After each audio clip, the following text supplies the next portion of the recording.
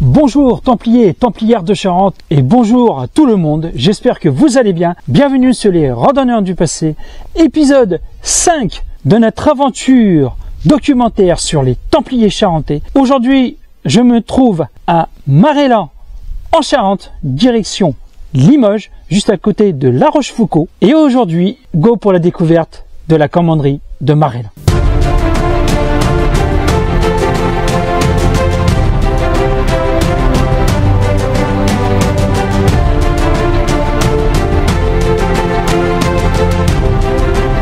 Voici la commanderie qui se trouve derrière moi. Je vous fais, comme d'habitude, une petite visite autour de la commanderie. Malheureusement, je n'ai pas eu de chance.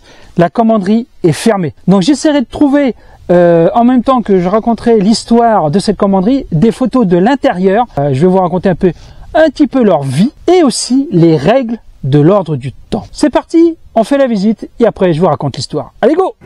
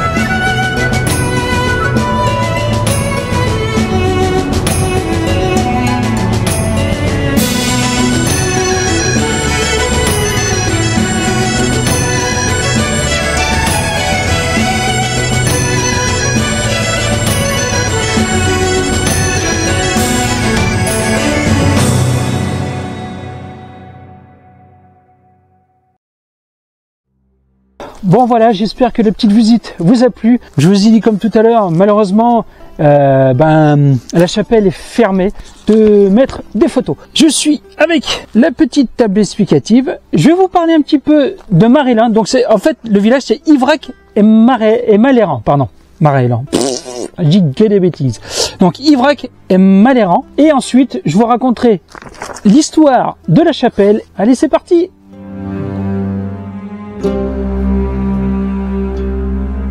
Parlons un petit peu d'Ivrac et Maléran. Bordant le territoire de Marillac-le-Franc au nord et à l'est, la commune est née en 1791 de la réunion de deux paroisses, Ivrac au nord et Maléran au sud. Traditionnellement tournée vers l'agriculture, elle compte encore aujourd'hui une dizaine de fermes dédiées à l'élevage bovin, lait et viande. Quand j'ai fait le tour tout à l'heure, je vous ai vu, on a vu des vaches. L'habitat est réparti entre de nombreux villages. Après une période d'exode rural entre la fin du 19e siècle et 1980, la population de la commune augmente de nouveau. La proximité des bassins d'emploi d'Angoulême et de La Rochefoucauld favorise l'arrivée de nouveaux habitants recherchant calme et qualité de vie. Donc, on parle, en fait, c'est Ivrac et Marélan, mais faut savoir que ces deux paroisses existent bien depuis, déjà depuis le Moyen-Âge. Allez, on est parti pour l'histoire de la chapelle.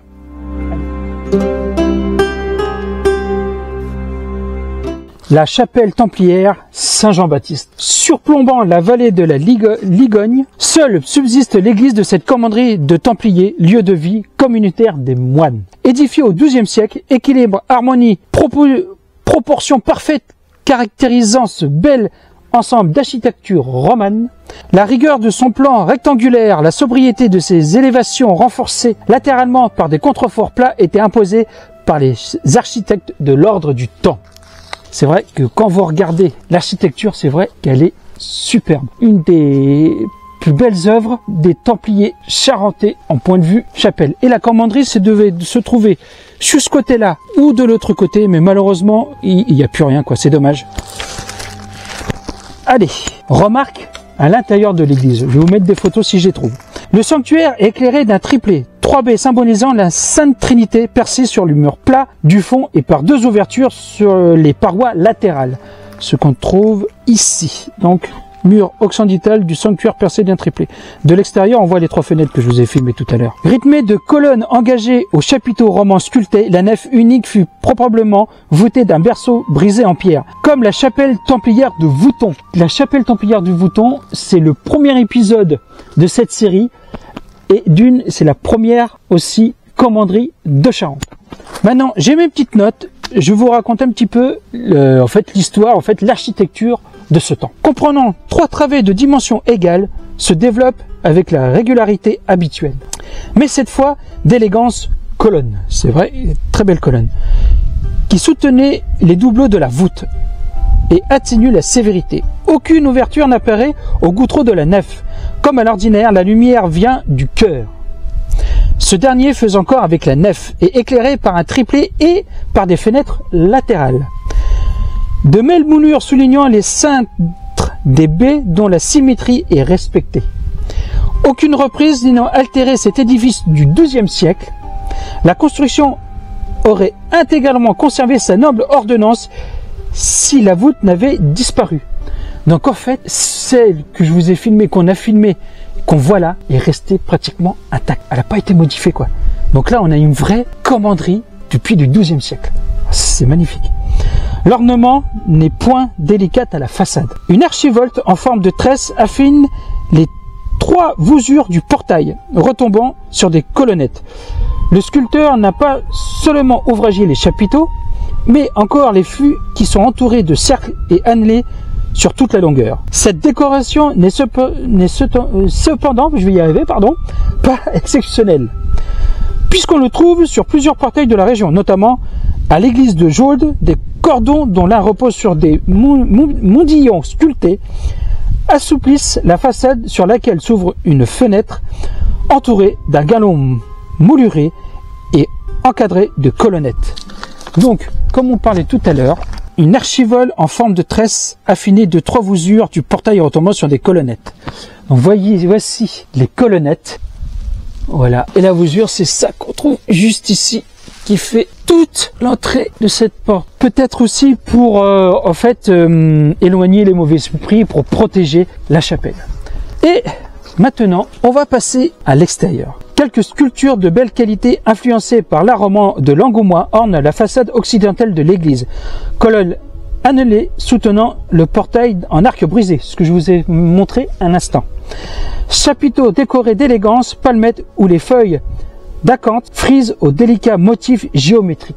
Le pignon occidental est surmonté, comme très souvent dans les églises de l'ordre du Temple, d'un clocher mur. C'est-à-dire, voilà, c'est ça, le clocher mur. En fait, il n'y a pas de tour, comme on dit, comme certaines autres églises. Celle-là est complètement ancrée à la façade. Vous voyez, c'est une sacrée architecture, hein. Les Templiers savaient tout faire. 2 pierres tombales encadrant l'entrée de la chapelle rappellent en ces lieux la présence de l'ancien cimetière des moines. Devenue église paroissiale au XVIIe siècle, la chapelle a été entourée d'un cimetière, lui-même abandonné en 1839, et dont subsiste une chapelle familiale. Autour de cette église, il y avait un cimetière ici, ou là. Donc subsiste ici le dernier caveau familial. Et comme je vous disais, voici 2 pierres tombales juste devant la chapelle.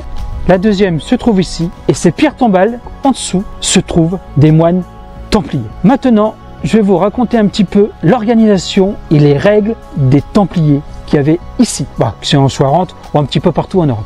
Allez.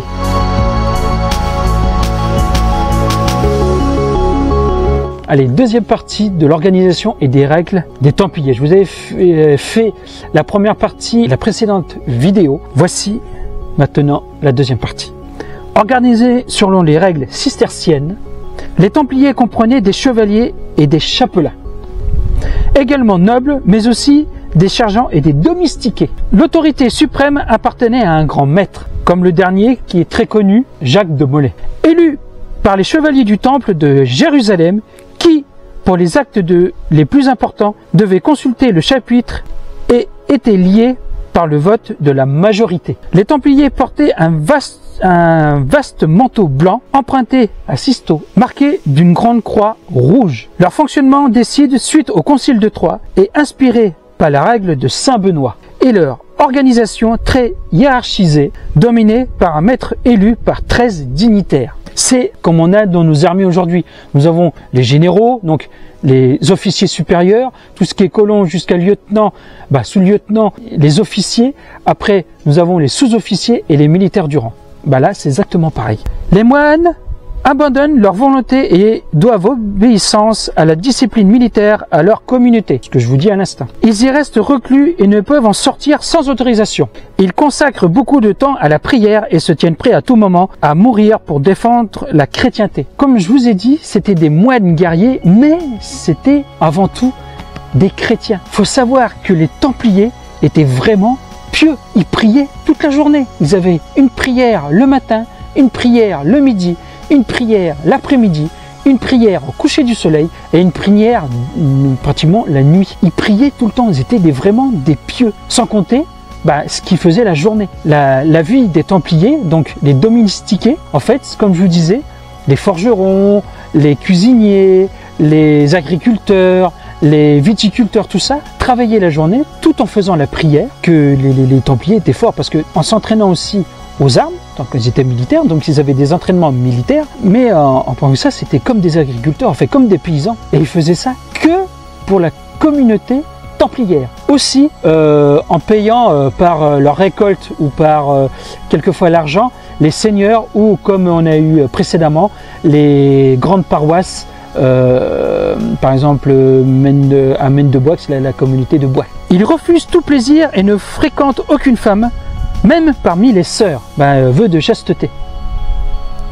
Même quand ils atteignaient les plus hauts échelons de la hiérarchie, ils ne possèdent aucune fortune personnelle, donc tout est pour les Templiers, donc l'or. Leurs repas sont frugaux et leurs habits reflètent leurs fonctions. Seuls les chevaliers revêtent l'habit blanc. Les autres moines se couvrent de manteaux noirs ou bruns. En cas de violation de la règle, des sanctions sont prévues.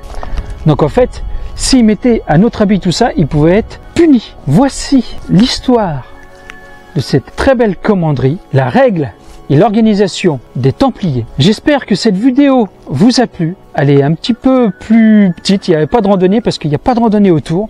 Donc, moi je vous dis à très bientôt pour une nouvelle découverte et documentaire sur les Templiers charentais. Prenez soin de vous et de votre famille. Respectez la nature et les sites historiques. Et moi je vous dis à très bientôt. Allez, ciao!